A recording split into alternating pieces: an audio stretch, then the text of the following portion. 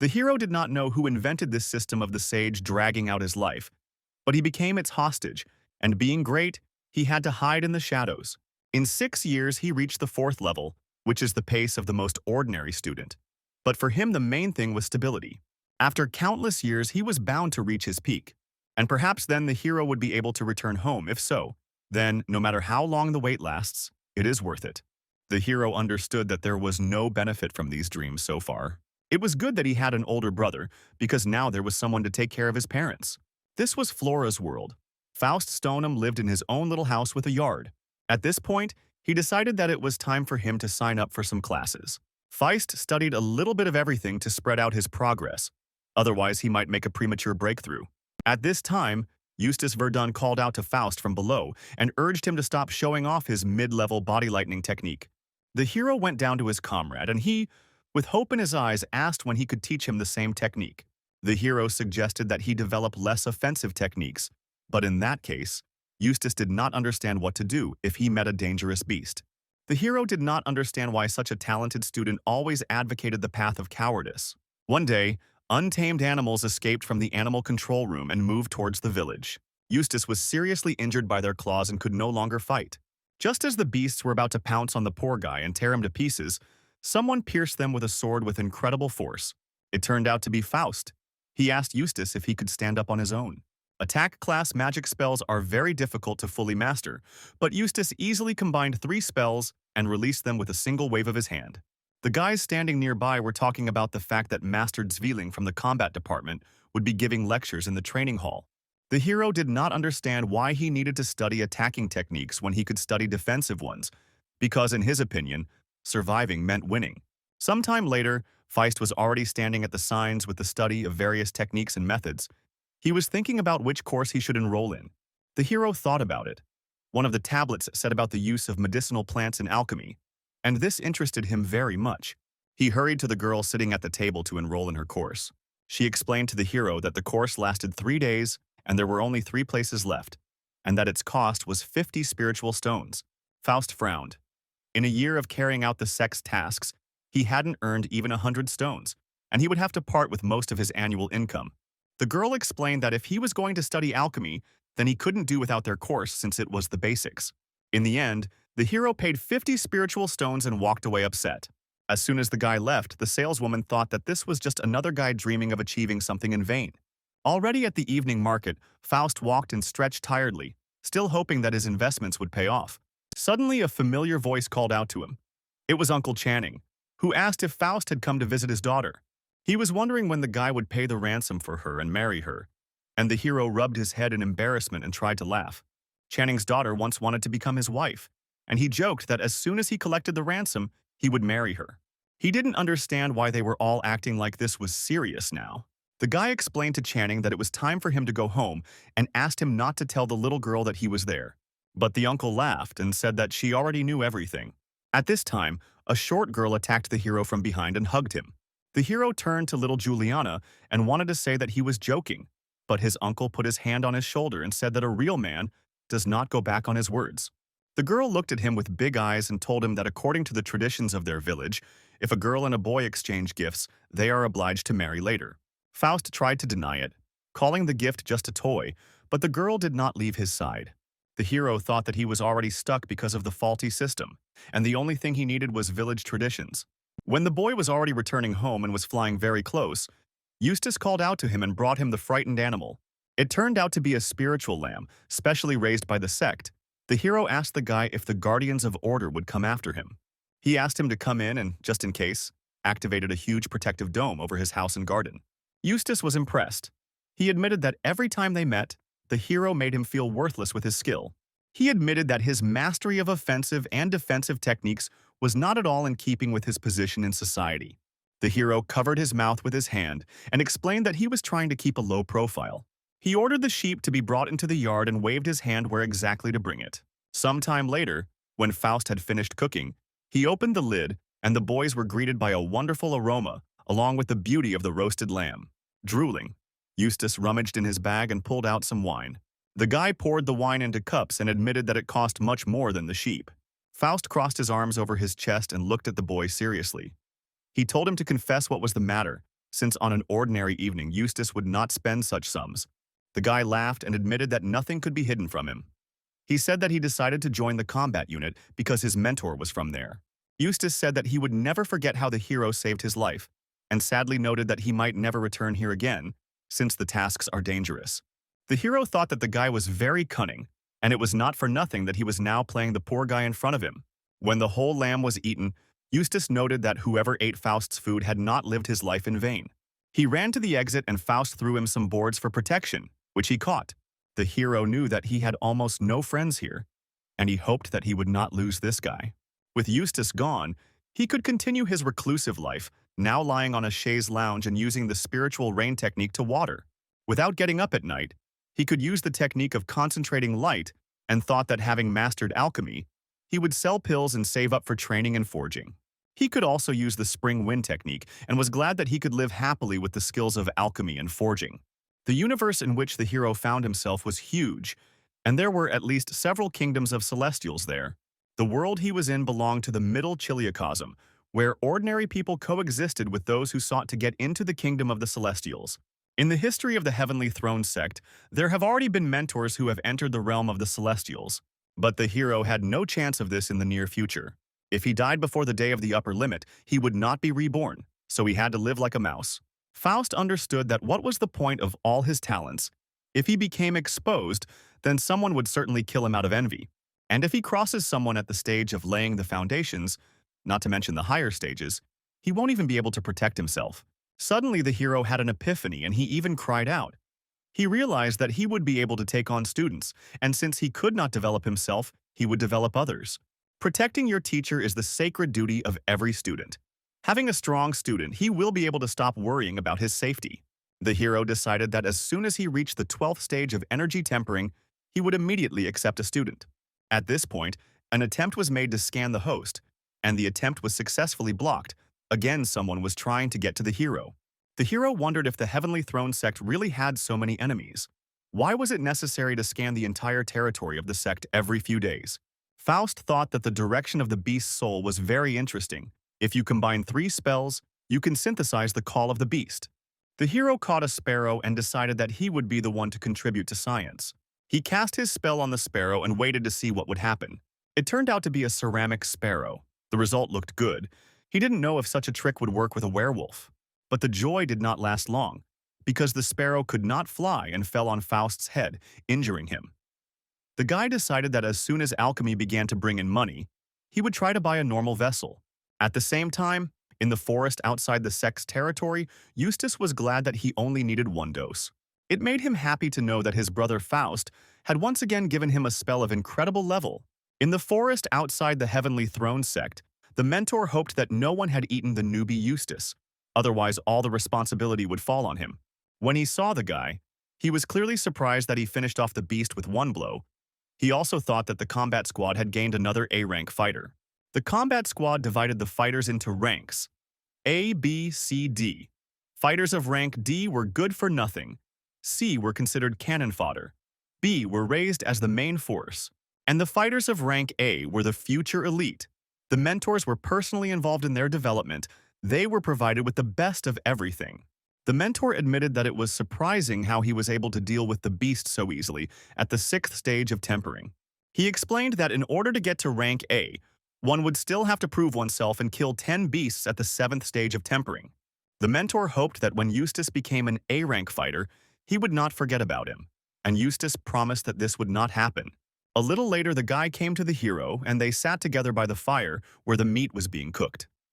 Faust did not understand what was surprising about killing a 6th-level beast. Faust explained that he had given him a spell called Fire Spears, which had the peculiarity of slowing down the heartbeat just before the throw. Eustace shouted enthusiastically that he was simply a genius. He offered to join the combat squad with him. The hero admitted that he does not like to kill, and the risks of dying itself will increase, and the position of fighters in society is lower than that of masters of alchemy and forging. Moreover, even if Faust develops to the peak of the hardening stage, he will not be able to break through to the next stage before the designated time. Eustace wondered if striking terror into the hearts of those around him wasn't every man's dream. He thought that his brother, with his talents, would now be able to ascend to the realm of the Celestials and become a venerable ancestor of the Heavenly Throne sect. And he, as a disciple, was going to ascend there right along with him. Faust asked why he was trying to get into the kingdom of the gods because life there was even worse than here. The hero said that this is a very cruel world, a real hell for cultivators. Eustace, meanwhile, did not understand what he was saying, and the hero thought that it was unlikely that he would be able to live like a lazy seal in the kingdom of the Celestials. Suddenly, Faust concentrated energy into his index and middle fingers with a detached expression. He cut the meat and advised Eustace to eat more meat. While the guy was chewing, he suggested that the hero take him on as his student. The hero didn't understand whether he was speaking seriously or not. It all seemed more like a joke. Eustace said that among his ancestors there was one warrior at the stage of spirit birth. Now his family has fallen into decline, but thanks to the travel notes left by that ancestor, his family members had a broad outlook. Eustace's face became serious, and he said that the kingdom of the Celestials was indeed a cruel place. The territory of their sect was located in one of the poorest regions of the world of Flora, and the central continent was considered the promised land for every cultivator. There were many sects with disciples at the spirit birth stage and above. The strongest of them was the Heavenly Arrow sect. There was no one stronger than them in the world. The hero drank tea and the house. As his friend began from afar, he certainly did not expect such knowledge about the world from him. The cultivators of the central continent had learned all the techniques and were now combining old ones and creating new techniques and spells. Eustace's ancestor had personally visited the Heavenly Arrow sect. Their disciples at the tempering stage were able to defeat beasts at the foundation stage. Eustace explained that Faust had all the makings to become such a spellcaster. He fell on his knees and began to beg Eustace to take him as his apprentice. Faust looked at Eustace with disdain and said that he was already over 18 and it was too late to ask to become an apprentice. He extended his charged index and middle fingers towards the boy and admitted that he had already begun to think that he didn't have the talent to become a spellcaster. The poor guy thought that the hero wanted to kill him as an unnecessary witness. Faust pressed 2 fingers to the young man's flask and he began to cry from fear. The hero explained that he was not going to kill Eustace. He just decided to edit his memory. After some time, the hero was already sitting in his office and thinking that he needed to write down everything that Eustace had managed to tell him, because this world was much more complex. At some point, Faust wondered if he needed all this. The hero did not understand what the point was in trying to get there, so he decided not to train today and take a day off. If he had a computer here with internet access, being a sage eking out a living wouldn't be so dull. He was already tired of clearing his mind and taming his desires. Suddenly, he saw a huge flying ship flying over his house and ran out into the street. There were several hundred sentries at the Golden Elixir stage next to the huge ship. The main ship was also protected by smaller vessels, about 300 meters long. Faust thought that, judging by the scale, this expedition was sent to search for valuable resources. At that moment, a limping Eustace was moving towards the hero, and the hero asked what was wrong with his leg. Eustace described how he was injured during the mission and took several days off to recover. He thought, why not spend the weekend in the company of his friend? And the hero realized that regardless of the fact that he gave him spells, Eustace decided to go ahead. The guy said that the beast had strong protection. Only with the help of Faust's spells it could be broken through. The hero began to lament him for deciding to go ahead. He did not understand how Eustace could forget defensive techniques. The comrade put his hands on Faust's shoulders and asked him to stop swearing, since he had come to him for advice. At this time, the hero thought that those who are given it grasp everything on the fly. Faust said enthusiastically that for some reason his brother was hiding his talents from others. The hero gave in and decided to tell his comrade how to deal with such beasts, and in exchange, Eustace had to tell him about the ships. After Faust showed him the technique, the young man remarked that the technique was simply superb. Faust explained that his spiritual energy would not be enough to maintain the illusion for long, so he suggested starting now. He explained that he would now meet a fast beast with good defense. It was a 7th stage tempered stone mantis. The guy had 15 minutes to kill him, after which the hero had to analyze his shortcomings. Eustace used the feather lightness and fiery peaks technique. The hero noted that the guy moves quite quickly but releases his pikes slowly. He said it was kindergarten level, and Eustace was so annoyed that he didn't even notice the praying mantis sneaking up behind him. After the fight, Faust explained that the guy lost the fight almost completely, all due to the lack of observation of his opponent.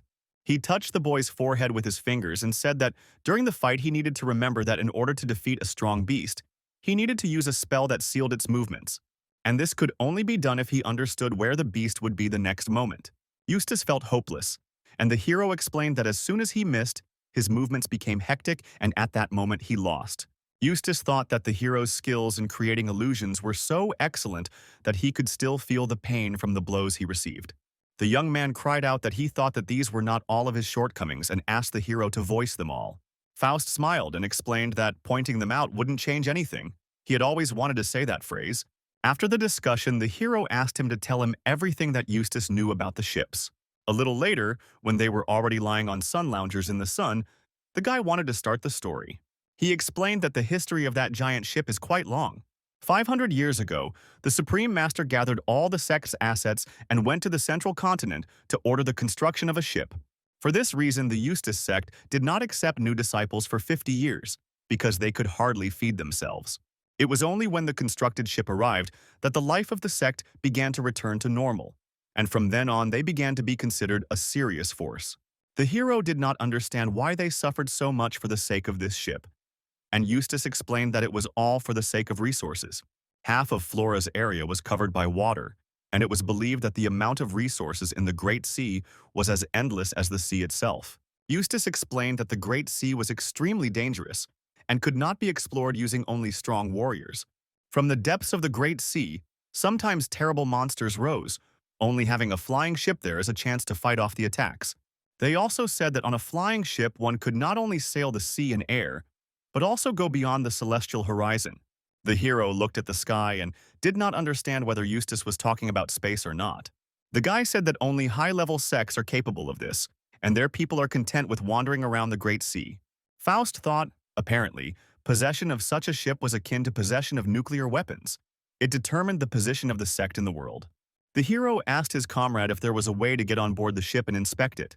Only 4 types of people were allowed on board: research spell experts, combat guards, and alchemy and forging masters.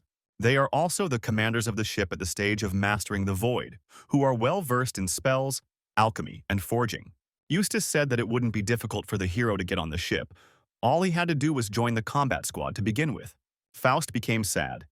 He imagined how much money it would take to become a master of forging or alchemy of the 3rd class and above. Eustace made puppy dog eyes and hopefully asked if the hero would go with him to the combat section, but he refused. The next morning, the hero approached the alchemy training halls. He already regretted that he had not studied so diligently in his past life. The hero looked seriously into the void. He wanted his family to wait for him and he would definitely find a way to return. Faust greeted the girl and explained that he wanted to enroll in pill-making techniques. The girl explained that it would cost 500 spiritual stones and 100 merit points, and he would also be able to join the alchemy department. As soon as the hero paid, she called him to follow her. What the hero saw was impressive, and the girl thought that today he left his village for the first time. She handed him the tablet and wished him to become a master of alchemy as soon as possible. When the hero entered the classroom, he saw that there were quite a lot of people there. A very beautiful girl came up to him and said that she understood that today was his first day of classes. The guy couldn't take his eyes off her. He had heard legends about her before. The hero introduced himself and asked her name. The girl introduced herself as Yanetta Shows and said that when her father did not show up for class, she would replace him. Janetta explained that the other students had only managed to learn some of the basics and that they would be able to work one-on-one later. She explained to Faust that he should listen to her especially carefully. The hero thought about how quickly the plot developed. He had seen a film that began the same way. Janetta explained that today they would be going through the initial processing methods of spiritual plants. The boy happily thought that he had finally embarked on the path of studying alchemy. A month later, Faust already believed that alchemy was not an easy matter. Only a month later was he ready to begin his first attempts. He used the fire control technique and the energy control technique on the pot. Lifting the lid, he saw that there were balls of different colors inside. Before he could think that it was as easy as pie, his boiler exploded and the hero was covered in soot. He understood that the pot cost a lot of money and asked the boiler not to explode anymore. The first cracks had already appeared on the cauldron itself, and they could not be hidden from the hero's eyes. He thought about how they said that it took at least 20 cauldrons to make the first pill. But such rules clearly did not apply to geniuses like him. However, his boiler burned out for the 3rd time already. But still, after only 3 explosions, the hero managed to do what he wanted. He finally figured out how to work with this. If the next batch was successful, Then, after deducting the costs, it would bring him 600% profit. He confidently decided that since things had already started, he needed to act sooner. The next day, Charlie Shaw's, Yanetta's father, was already teaching in the alchemy classrooms. He laughed because he saw from the students' faces that they had clearly blown up more than one pot before they had succeeded. The hero confessed along with everyone else that he, too, almost killed himself yesterday. Faust felt as if the professor's gaze was directed straight at him, as if he felt that he understood how the hero had prepared the game. He asked his daughter how well she knew Faust, and she replied that this student was not particularly distinguished. The professor thought that as soon as he entered the room, he caught the aura of a ready nutritional pill from the hero. He shared with his daughter that he thought the hero had great potential and was planning to take him on for personal training someday. The hero was in anticipation. He hoped that his pot would withstand 6 more explosions. He had to try not to spoil it. When he went outside, he noticed that someone had moved into the neighboring mountain, but he didn't understand why anyone would move to such a remote place. At that very moment, this someone flew out of his house and flew up to the hero, almost knocking him off his feet. It was little Juliana Woland. The hero caught her in midair, and she said that she had flown in to visit her husband. Faust did not understand what she was doing, whether it was a demonstration of her cultivation or showing off her skirt. She still hugged him and boasted that one mentor had said that she had a great spiritual beginning. The girl also said that her father asked to remind the hero to find time and bring the ransom for her. The hero smiled and explained that it was already almost noon, and he would now prepare something for her. Very soon the table was covered with all sorts of delicacies. While Juliana was eating, he asked her if she understood that this was all a joke. He explained that choosing a groom is the most important decision in any girl's life. The very next moment he heard the girl sobbing and saying that her husband didn't need her at all. He tried to calm her down, but he couldn't find the right words to help in any way. 3 hours later, the girl was ready to flood the entire house with tears. The hero finally gave in and explained that no one would refuse her. He slammed the table and, through desperate tears of blood, shouted that he would pay the ransom for her. The girl instantly calmed down, as if she hadn't been crying at all, and began to eat the food, praising it along the way. The hero realized that he was simply led to this decision and forced to say it. He was ready to tear his hair out. But at some point he calmed down, patted the girl on the head and decided that for now everything should remain as it was. The next morning, Juliana, no longer embarrassed, climbed across the entire table towards the hero. Suddenly there was a flapping of wings and a beautiful girl appeared on a huge bird. The hero was speechless. He decided that the system had finally decided to take pity on him and give him a gift. He greeted the beautiful lady and asked how he could be of service to her. The lady lifted the hero's bride up on a blue water lily and asked if she wanted to become her ward. At this time, an elder also appeared and asked if the woman had come here to take her ward. He explained that although she was the bearer of the heavenly spirit, she was not worth her attention. The woman looked at the man haughtily and explained that their destinies were connected and she would take her anyway. After that, she turned to the girl again and asked if she wanted to become her student. Julianne thought for a moment and turned towards the hero, asking how best to deal with this. At this time, Faust's head was filled with thoughts about how beautiful the lady who had flown to him was and how terrible the man was. Finally, he came to his senses and told Juliana that she shouldn't give up such a great chance. At this time, the lady thought that if the bearer of the heavenly spirit chose the hero, then he himself was special. Juliana replied that she would do as her husband told her. She agreed to become the lady's apprentice. At that moment, the hero was left alone and thought about when everyone would leave him alone. He thought about the fact that it was possible to pump up the techniques of the 5 elements. It was not for nothing that he bought this book. At that moment, loud footsteps were heard and a muscular man appeared, in whom Faust did not immediately recognize Eustace. As he approached the hero, the comrade decreased in size. He explained that he had returned to rest for a short time due to difficult tasks. Eustace described how he was on the brink of life and death every day. After some time on the sun loungers, a comrade asked for advice on how to kill the remaining 2 animals, with whom he remained alive only thanks to spells. The first was the Earth Eater. He had a very unusual defense technique. As soon as he senses danger, he immediately goes underground. The second was a bloody cat. He was never able to catch her habits of movement. She inflicted mortal wounds on him. Eustace wondered how Faust would have dealt with them in his place. Faust explained that he had one secret technique that allowed him to kill any beast with one blow. He said that he would now create 2 stone mantises with the qualities of the beasts you described. He was going to kill them using a secret technique. One movement of the hero's hand was enough to punch a huge hole in the praying mantis. Eustace fell to his knees and begged his brother to pass on this technique to him. The hero jokingly explained that in order to master this technique you need to shave your head. Faust thought that he had dug a hole and invited his friend to jump into it, but his secret technique was worth it. Eustace burst into tears but agreed to shave his head. At this time, Faust himself turned away and chuckled maliciously. After some time, Eustace's head was already bald, and the hero said that he had taken another step towards becoming stronger. The guy noticed something was wrong and asked his brother why he was so strong but not bald. The hero decided to get out of the situation and explained that he was not trying to become even stronger. He escorted him out the gate and ordered him to return to his place and hone this technique. In fact, the hero didn't think that he would fall for it so easily. It was time for him to get down to his plans. 3 months later, somewhere in a distant, sacred place where Juliana was staying, the woman who took her did not understand how only 3 months had passed, and she was already drawn to fly away from here. She said that she hadn't even mastered the technique of the heavenly mandate yet, and she was already getting ready to fly away. The woman looked at those puppy eyes and remembered herself at her age. She should be happy with her process. The teacher will never forget the horror of that picture. She knew it was a warning from the heavenly spirit. The woman stroked the girl's head and thought how much she was asking of her, because only she could stop this disaster. Juliana explained that it was all very difficult, and only if she took a little walk would her strength return.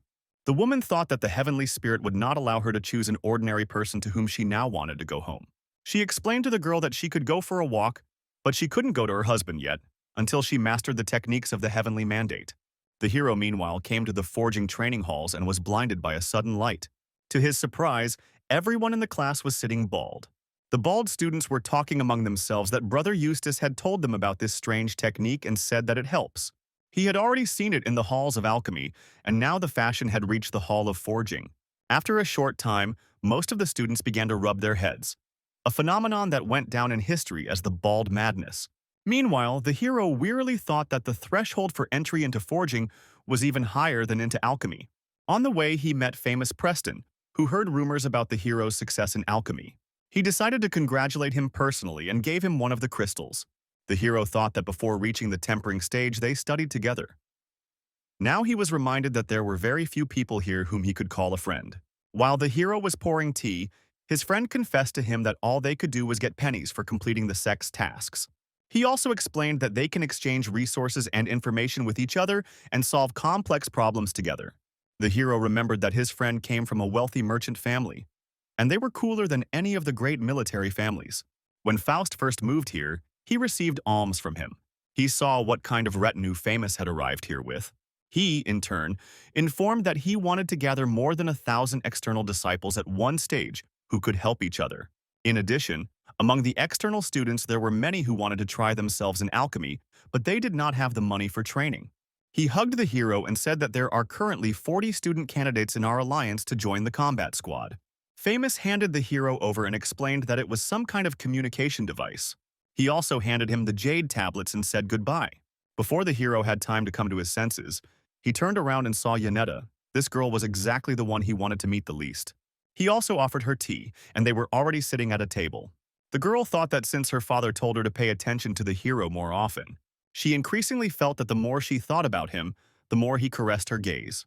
She understood that she should not be distracted and forget the purpose of her visit. Yanetta leaned across the table and asked why the hero didn't want to become part of the alchemy department. She wondered why he didn't want to become her father's apprentice. The hero hesitated. He didn't want to tell her the whole truth and admitted that he was simply a freedom-loving person. The girl was indignant. She claimed that his successes indicated that he had a special gift in alchemy. Faust thought that it seemed she would have to tell her at least part of the truth. Otherwise, she would not be able to get rid of her. He asked if the girl had ever been on the flying ship of their sect. She told how she once traveled on board it, and the hero said that someday he would build exactly the same one. He admitted that alchemy was just one stage in a larger plan and did not become her father's apprentice because he did not want to waste his time. The girl had already heard similar words from her brother. She told Faust, "If you don't want to be an alchemist, then do your best to become a good blacksmith." After she left, the young man almost burst into tears. He had to find an activity that would bring him joy. He walked into the hut and a huge screen opened in front of his face. The hero wondered if the most beautiful girl in the village had started dating his Eustace. At this time, Eustace told his girlfriend that if it were not for the hero, he would not have achieved anything in this life. The girl's name was Celestia Manson, and she and Eustace came to visit the hero. In the hero's eyes, the girl was truly beautiful and he greeted her. He told Eustace that he was impressed by how he managed to pick up the first beauty of the sect. Such news could not pass by him. With the help of his energy, Eustace quickly conjured a table for them, and the hero was clearly surprised by this. The comrade confessed that he and his girlfriend had recently gone on a mission, and they had encountered a soul eater. And although they had run very fast, his girlfriend had been infected by its breath. The hero couldn't believe why Eustace ran away from the soul eater, and even allowed his girlfriend to be infected. He shot an arrow of energy right above the girl's aura. At that moment, the soul eater was killed, and the hero began to eat, and Eustace did not forget to praise him for this. And again, during the dinner meal, Eustace tried to persuade our hero to cast some spells, and even brought up his girlfriend. He tried to persuade the hero to go on a mission with him, and said that the legacy of the great masters could be found there. Faust thought about it, and if he wanted to become an outstanding forging master, knowing a lot of runes was simply necessary for him. He decided to forge something else for himself that could increase his chances of survival on the other side of the portal. He delivered a whole introductory course in forging. Forging is the art of extracting the essence from everything that exists and forming something new. At the tempering stage, the existing spiritual fire is not enough to temper the materials. To do this, it was necessary to find a place with abundant spiritual fire and, using the benefits of such a place, temper the ore. The materials had to be pinned many times. Before the forged object cools and takes its final shape, runes must be fused into it. To create the most basic items, you need to use at least 3 runes. Below would be a list of the most common types of spiritual ore and their characteristics. The hero mastered these skills. It was much more interesting than alchemy. Famous called him and was surprised that he was not only studying alchemy, but now also forging. Some time later, the hero came to the forge halls and said that he wanted to rent a room. Finally, Faust was ready to try his hand at real forging. It was very hot there, so the hero decided to put on ice protection.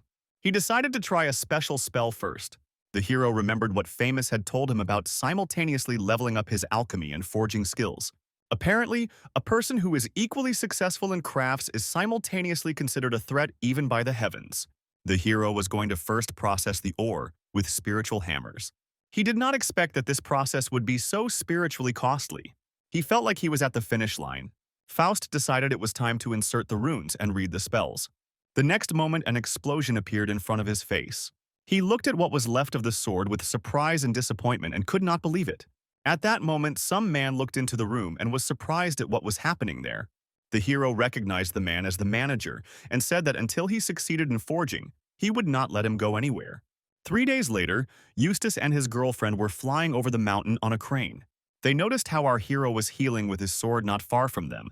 Faust, in turn, was very tired, but he thought that the two of them were torturing the poor crane. When they landed on the ground and got off the crane, Eustace was very surprised that the hero was flying on a sword that he forged himself.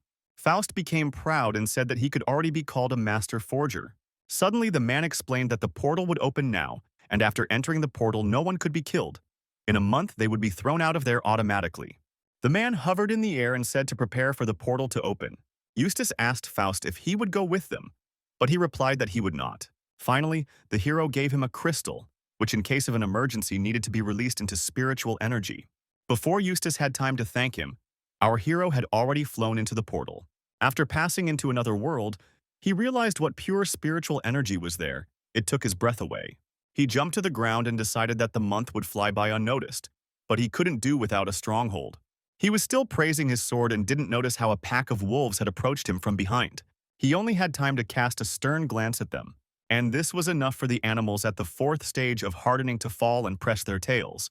He went into the forest, and since his house was almost finished, it was time to look for the runes left here by the forging masters. The hero approached the lake and thought that he could find something useful in it. But suddenly, a high wave rose. A young man of amazing beauty appeared from the waves, and the boy thought that he had arrived before him. It was Sam Iceland, the owner of a soft and easy voice, who greeted our hero. Faust was surprised. He thought that he looked like the main character even more than he did. He bowed and introduced his name to the young man. The hero was not pleased to admit it, but he was even more attractive than him. The new acquaintance handed him a pearl in honor of his acquaintance. He was glad to meet our hero. The meaning of the gift to Faust was extremely clear. He had to take the pearl, promising to keep his mouth shut. It was extremely difficult for the hero to believe everything that was happening. Sam smiled and asked the hero if he liked his gift. Faust decided to himself that next time he should stay as far away from this character as possible. The main character said that their paths would cross again and flew away at the speed of light. The hero thought that usually they lose a couple of friends of secondary characters, and he didn't need that. Night had already fallen, and the hero finally got into his house. The main character took everything from one lake and even gouged out the eyes of the turtles.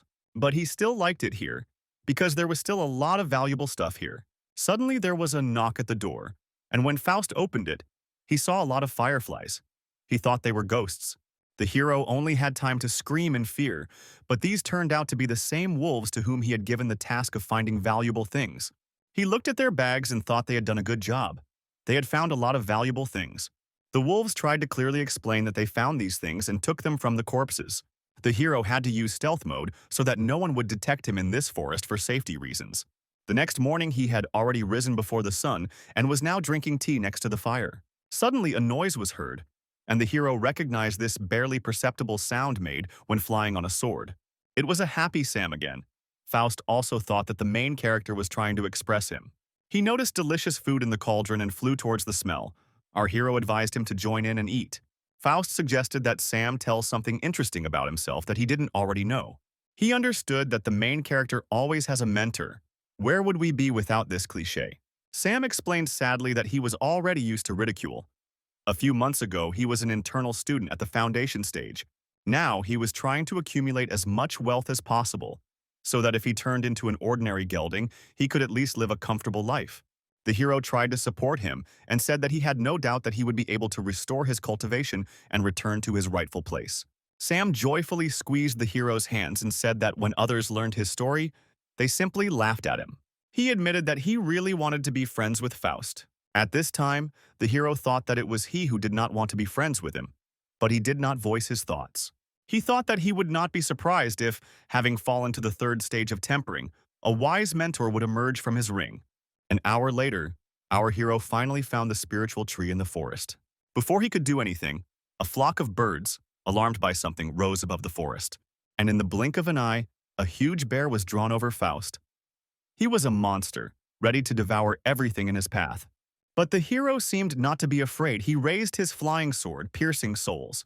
The next moment, with one swing of his hand, he cut the entire bear in half. The needles on the sword were not for embroidery. It was a set of 36 needles, thin as hair, almost imperceptible to the eye. They lay in the cold light. Finally, from the spiritual tree, by the next day, the hero managed to heal his own ship. Suddenly, he felt some kind of impulse. It was Eustace who was in trouble and sending him a signal. Our hero boarded his own ship and set off to his rescue at the speed of light. At this time, Eustace and his girlfriend were running from bee-like monsters. His wife asked as they ran whether Faust would really be able to save them this time. If he hadn't done this, she could have used the secret technique of setting her own spirit and blood on fire. Eustace sincerely hoped that this would not be necessary. He tried to run faster and dodge the bee's stings. He swallowed the acceleration pill and now ran as fast as he could to save himself and his bride. At this point, Faust used the eagle eye technique and watched the guys. He understood that no one in their right mind would climb up to the deadly chulas. Eustace himself felt spiritual energy, which meant only one thing, that his brother was approaching. There were so many bees that they rose up to the ship, and Eustace apologized for dragging our hero into all this. Not even a minute had passed before many bees were already flying down and falling to the ground. Faust picked up the unfortunate lovers from the ground and carried them to his own ship. Sometime later, he was already sitting exhausted on the shore of the lake and frying chicken. He thought that while he was using spells that required spiritual energy, he couldn't. But those that required mental strength were still available to him. Suddenly a noise was heard and the sleeping Eustace jumped up. He thought that he was in hell or this was the underworld. He hurried to wake up his sleeping bride so that they could both thank the hero for saving them. Faust threw them a bottle and told them to take the elixir, otherwise complications might arise later. Eustace, with tears in his eyes, rushed to hug the hero for saving his life for the second time. But Faust, in turn, started shouting and said that Eustace would still pay for everything, and with money. At this time, the bride Celestia also woke up, and they both began to cry and thank Faust for saving them. At this time, the hero was already eating meat with all his might and asked who first came up with the idea of attacking wild bees. Eustace admitted that their original plan was flawless, but at some point everything went wrong and the bees discovered them. He explained that the honey of deadly bees has unique and healing properties, including life extension. And Eustace also said that this was necessary for his mother-in-law so that she would consider him a worthy husband. As soon as his comrade announced the ransom amount, the hero thought that she was practically a holy woman. He would only have to save up this money for 10 years. He remembered how in his past life they had helped him to pay a serious ransom. Faust threw them a chicken leg and asked whether they had managed to get the honey or not. The girl took out a bottle and said that it cost 2,000 spiritual stones per liter. The hero was shocked by such a price. He asked about the place where these bees were and where they got the honey. He thought that when there was an opportunity to earn serious money, would some bees stop him? After some time, he rode on his deer into the bees' territory.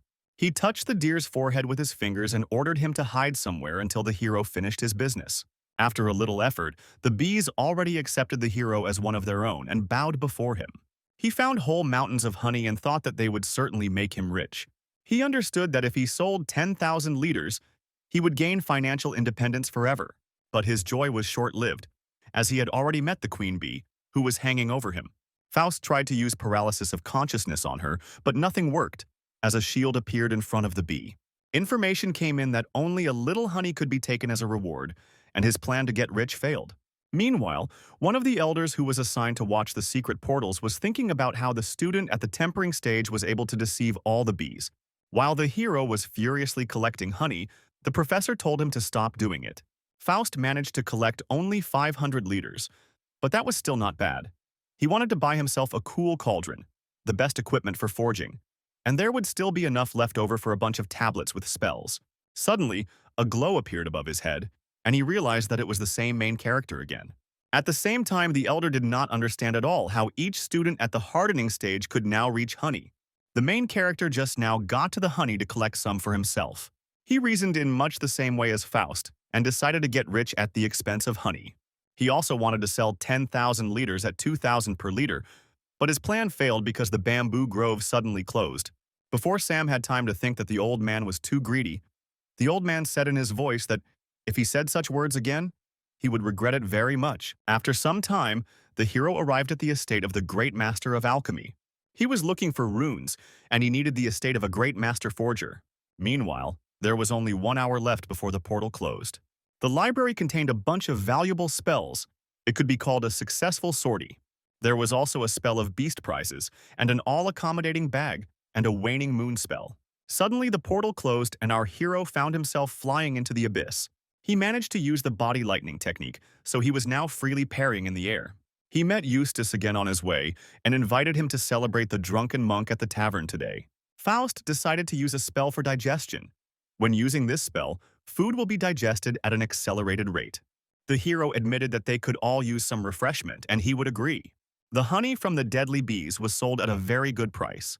Now there were enough medicinal ingredients to make several cauldrons of first-class pills. He was still in business with Famous, who supplied him with money for goods. Faust decided that now he could go into seclusion and forge until he turned blue. He was quite rich. 3 years later, the hero no longer understood why energy control damage and spirit enhancement traded each other.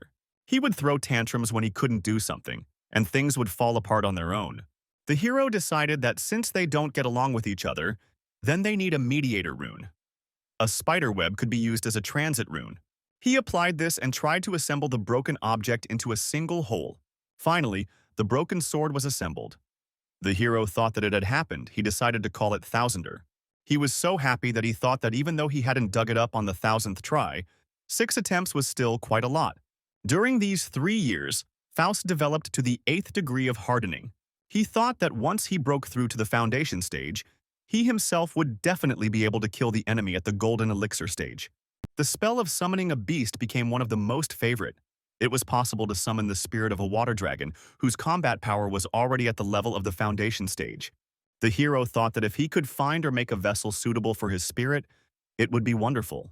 Sometime later, he went to his home to finally rest. But it was not to be, because Eustace showed up to him as his bride, and he decided that there was no escape from this sweet couple. His comrade explained that he had finally had the opportunity to pay the ransom, and now they were inviting our hero to the wedding.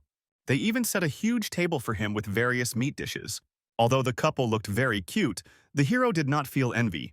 He was destined to drag out his life until he became a great sage. He beckoned them to his treasury after dinner and told them to choose some items from his collection as a gift. He explained that since he didn't have a wedding gift for them, he would let them choose one item each. The hero said that there was no need to take the warhead and RPG, they didn't work anyway. Eustace's bride chose two swords for herself. They were the swords of insight, a pair of flying swords, white and pink. And Eustace chose for himself the very same Thousand Man that our hero managed to restore during forging. As Faust saw the boys off, he thought that he had spent not only a lot of valuable raw materials, but also a lot of time on their production. And now he had to say goodbye to these items. On the 15th of next month, he was supposed to be at their wedding. This was his first foray far beyond the sect. He needed to prepare. A month later, in the Heavenly Throne sect, he was already approaching the gate. The hero was carrying a whole bag of something unusual. Eustace's wedding was to take place in another city, and it was 6,000 kilometers from their sect. It's a good thing he had a personal ship, otherwise he would never have made it to this wedding. Just as he was about to board his ship, the very same main character Sam called out to him. He explained that they hadn't seen each other for 3 years, and he was going to find our hero to chat with him. Faust had to greet him. He congratulated the hero on the fact that he was now famous. Sam became interested in his ship, and our hero proudly replied that he made it entirely himself from spiritual wood. Sam happily explained that he was now going to his brother's wedding, and was very glad that he and the hero were on the same path after all. He offered him to fly on his ship since it was faster. During the flight, Sam also apologized to Faust because he completely forgot that he was only in the hardening stage.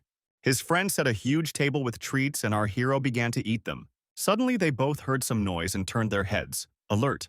Sam had several of his flying swords ready. He knew they were in danger, as they were about to be attacked.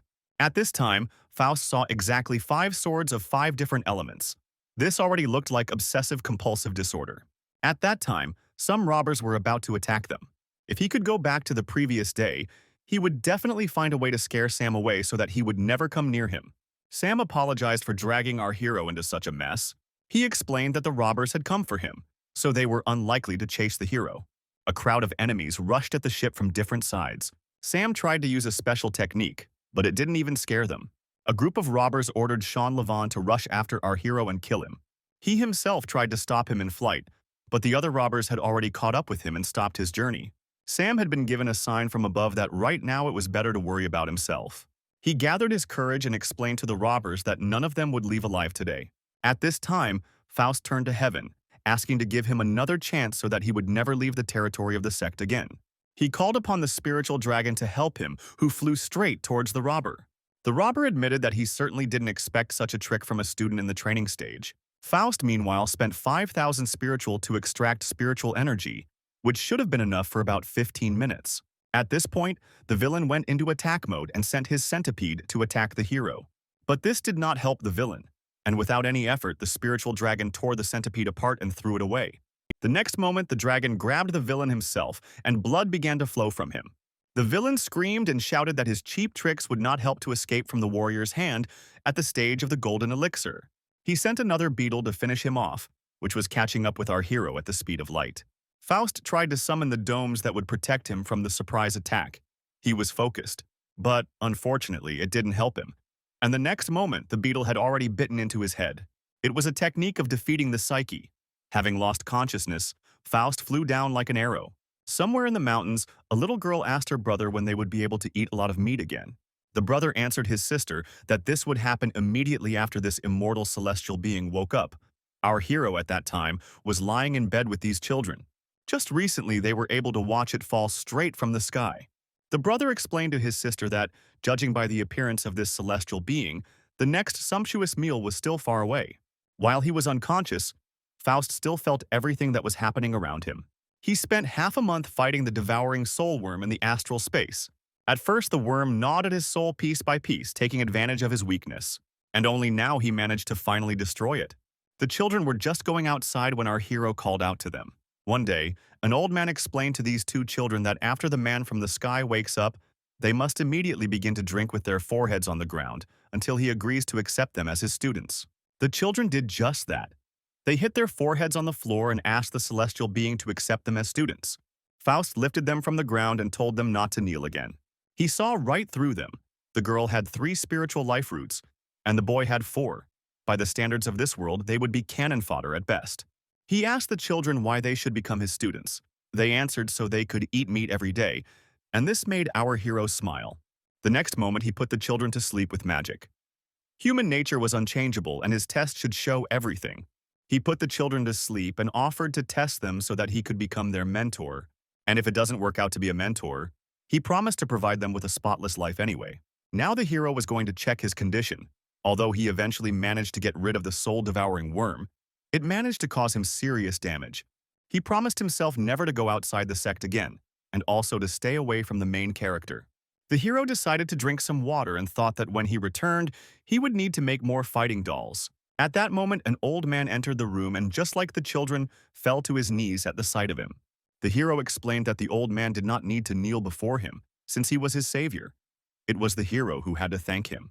Faust asked the old man what he wanted, and he replied that he and his wife would live to a ripe old age without knowing any illness or sorrow.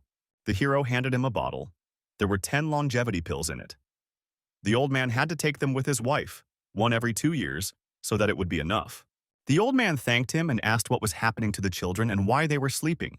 The hero said that he was only testing their potential. He tested the boy first, and although he had experienced different things, his innocence in his soul remained unchanged. But the girl could have achieved serious heights in cultivation. She has all the data for this. Faust smiled and stroked the children's heads. He ordered them to sleep, because when they woke up, their lives would no longer be the same. At this time, in the Heavenly Throne sect, Eustace sat in front of the gate and blamed himself for everything, because his friend never left his sex. His wife came to support her husband and said that Faust was strong, and he would cope with everything and would definitely return. Eustace said that he would wait for him here until he returned. Celestia sat quietly with her husband and said that she would wait for him with him.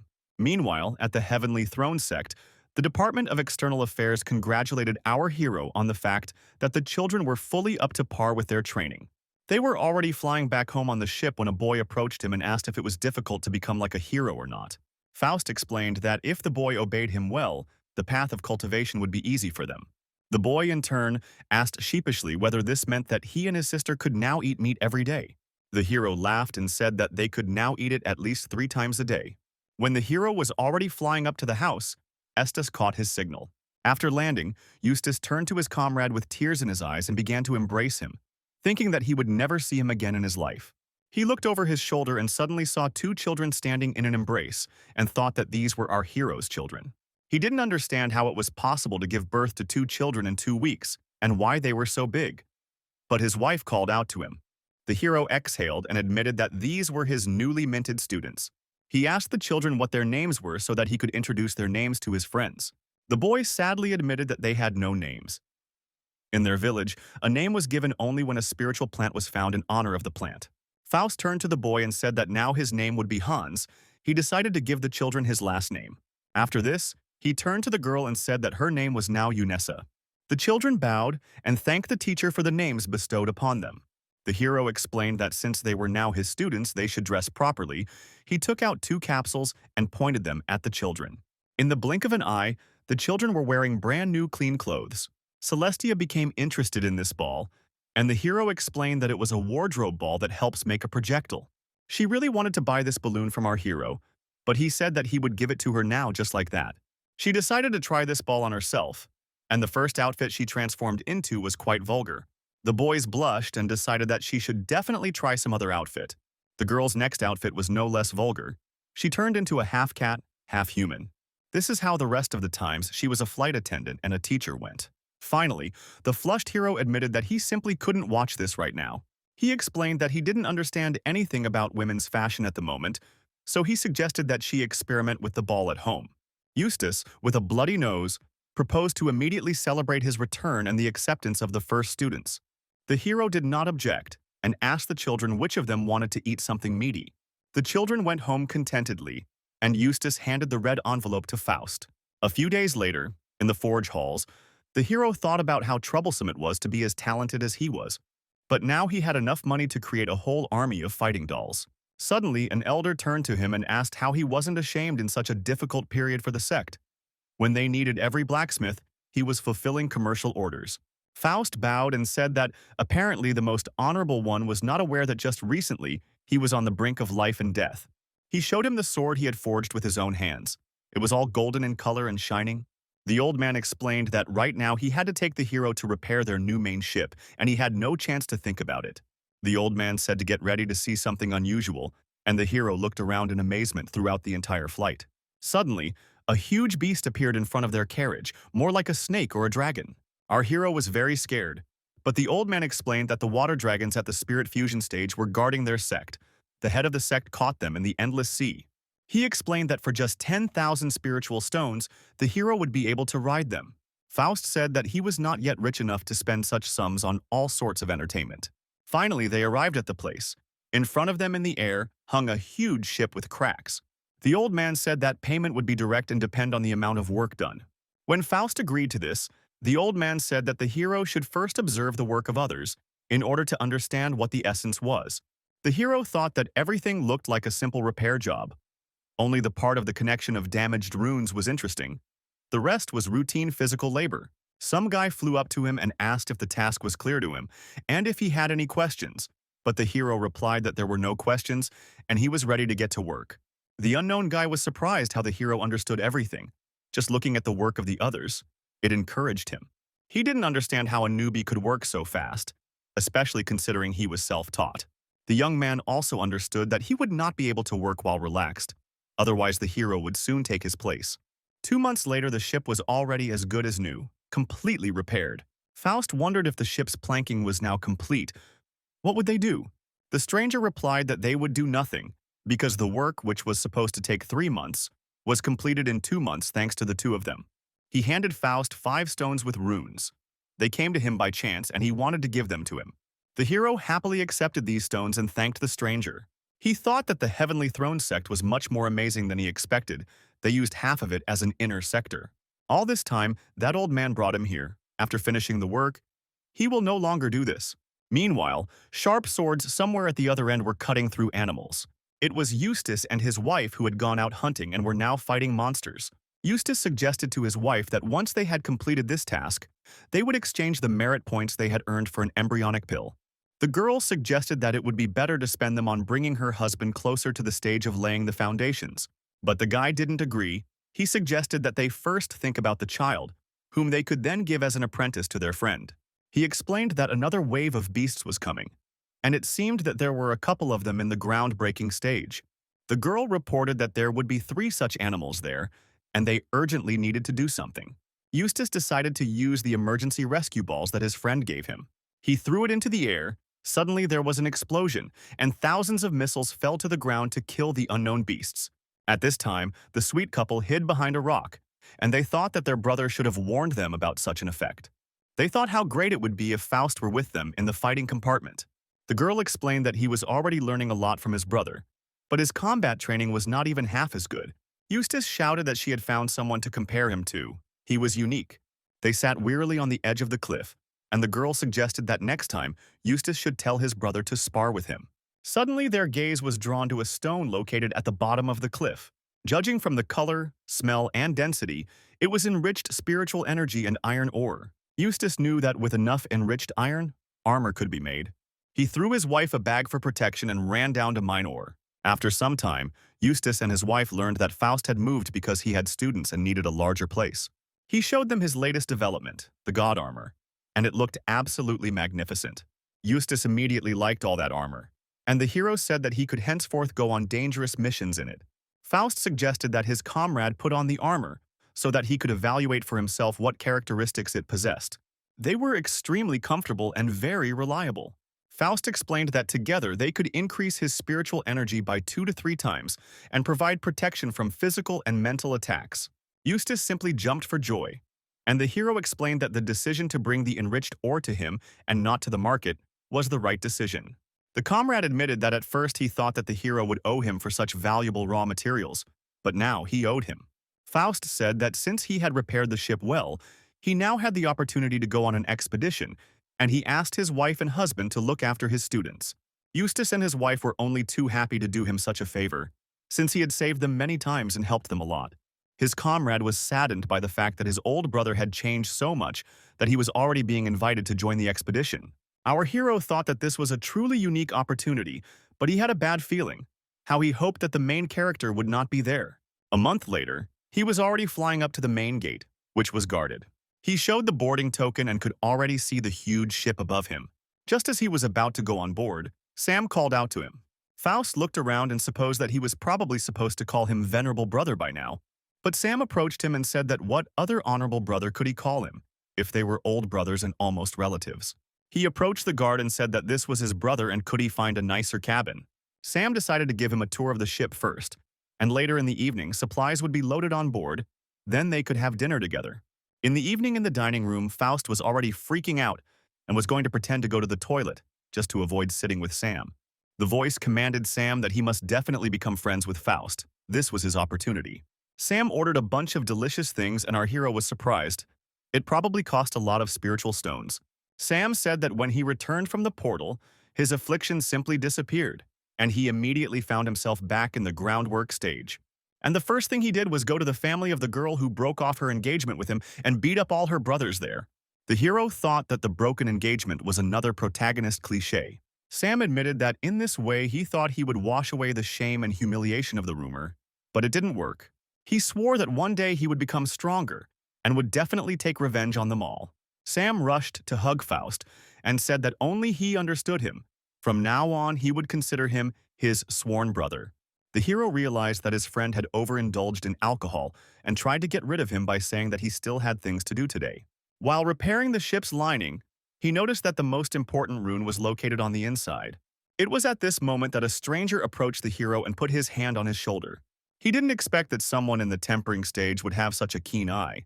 The stranger asked the hero if he wanted to become his student. The hero admitted that he does not yet belong to any department and is still on his own. The stranger suggested that perhaps he would like to become part of the forging department. But Faust thanked him for the offer and explained that he was actually a first-level alchemist and was only interested in runes out of idle curiosity. This immediately ceased to interest the stranger. He turned around and left. The hero understood that if he joined the forging department, he would no longer be able to enjoy a free life like he did now. Suddenly, Sam's shadow hung over him. He said that it was a great happiness when such a serious master calls students to him. Faust recoiled from him. He did not understand what kind of bad habit it was to sneak up on someone from behind.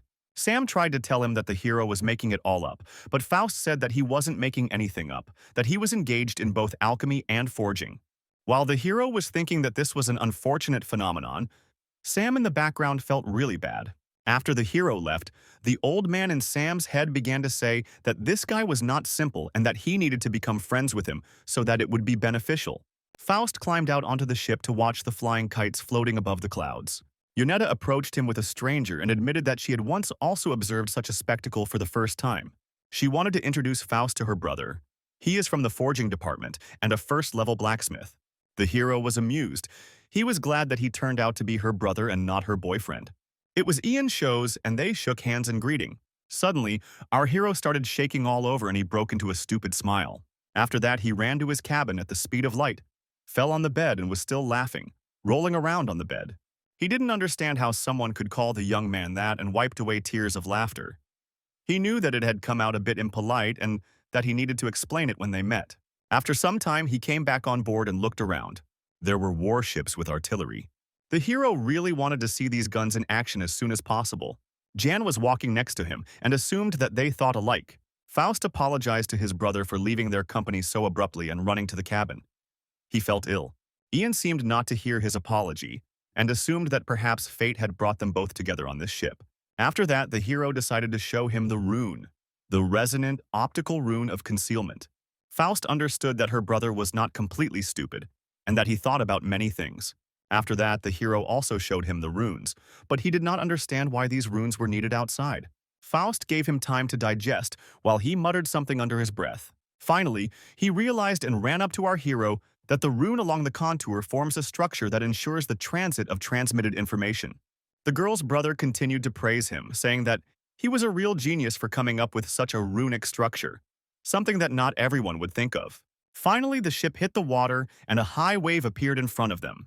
A message was issued that they had caught a huge monster that looked like a whale. Jan explained that it was an easy but large catch at the very beginning of the expedition. This was a good sign. Faust thought about how incredibly effective these guns were. One shot and the beast at the stage of mastering the void was dead.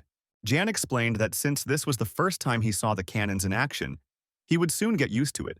In fact, they were only auxiliary weapons. The hero really wanted to shoot from these guns, but he would have to save up for a whole month to make one shot. Jan said that shots from the main cannon cost the same 500,000, but they are only used for animals not below the crossing stage. Sometime later, Faust sat on the cannon and thought about how, over the course of several days, he had come to understand that the blacksmiths were valued most here, and that no effort was spared in their cultivation. Just based on the fact that he ended up on this ship as a novice blacksmith, he was given resources worth at least 30,000 spirit stones. From below, Jan called out to the hero and said that he had told his mentor about his idea. He was very interested and now wanted to talk to him. In the end, they came to this mentor together with Jan, and he said that he had thought about the possible implementation of his idea. As far as Faust understood from their conversation, his grandfather wanted to establish some kind of video connection. The elder offered to become his mentor, and Jan whispered in his ear so that he would quickly agree. In the end, the hero bowed and said that he simply did not want to waste his time. He was on his way home duly to cultivation and could not devote all his efforts to forging. The old man smiled. He liked the sincerity of our hero. The hero explained that out of alchemy and forging, he liked forging better. The old man finally gave Faust a token to enter the courtyard and asked him to come visit if he had time. After the hero left, Jan explained to the elder that our hero was still very young and he was not yet able to understand what he was giving up. But the old man explained that this young man was destined to achieve great heights. Sometime later, Faust was walking around the deck and thinking about the achievement of having an enthusiastic conversation with his grandfather, and he didn't know what awaited him next. He didn't know who to choose in the end, which of the two girls would suit him better. Suddenly, huge waves appeared on the horizon, and the ship created a protective dome over itself to avoid damage. Ahead was a large wave of various sea animals, combat danger level B. All ships were ordered to fire their cannons to shoot down the monsters. Finally, the clouds dispersed and the corpses of monsters appeared on the horizon, sprinkling the sea with their blood. Sam, who appeared out of nowhere, said that places where animals live in large numbers are usually rich in resources. He explained that their dwellings could also be found in the endless sea. Literally a couple of minutes later, the ship approached some building. The hero could not understand where an entire city had suddenly appeared from, and he himself explained to him that this was one of the divine relics. He grabbed the hero by the hand and decided to show him the whole city. At this time, there was a real noise in the city. There were crowds of people. The hero called out to Yanetta, and he thought it was fate, since she was the first person he saw upon arriving in the city. But Jan ran up to him faster and offered to rent one blacksmith's workshop for two, and his sister suggested that they study alchemy together if he didn't want to forge. Just as the hero was about to agree to this proposal, her dad appeared on the horizon. He took his daughter with him, and in the end, Jan was left alone with our hero. At this time, an unfamiliar girl came in and asked if they were repairing alchemy cauldrons. Faust seemed impressed by her beauty and asked if she practiced alchemy. The girl confirmed this and said that if she was left without a bowler hat, she would not be able to perform her direct duties. The hero used all his skills to fix her cauldron and put it back together. Finally, he succeeded, and the hero said that this would be the most profitable offer for the girl. Only 50 spiritual stones. The girl grabbed the pot and happily ran out of the building, even forgetting the rest of her ore there. After a month of working without leaving, Jan suggested to his brother that they take a walk around the city while he worked. He happily agreed and ran away from the workshop as fast as he could. He decided to go down in a submarine on his own expedition. In a past life, going underwater in a submarine observation boat would have cost him money. Half an hour later, he was already 50,000 meters below sea level. Right before his eyes, a huge monster appeared, much larger than him. At this time, Sam was also swimming underwater. He was asking his elder if he really needed to kill this giant.